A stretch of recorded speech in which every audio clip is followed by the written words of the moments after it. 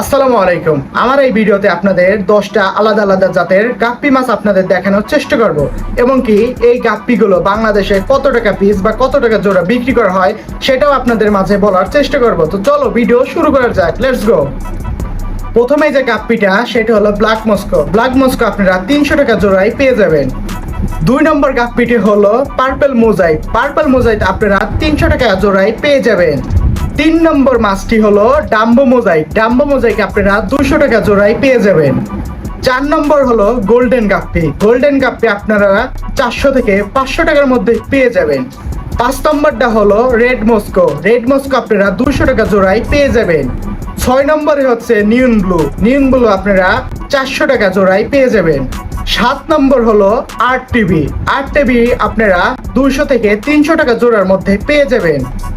8 নম্বর হলো snake cobra. Snake cobra আপনারা 150 থেকে 200 টাকা জোড়ার মধ্যে পেয়ে যাবেন। 9 নম্বর হলো ব্লু ডায়মন্ড। ব্লু ডায়মন্ড আপনারা 350 থেকে 400 টাকা জোড়ায় পেয়ে যাবেন।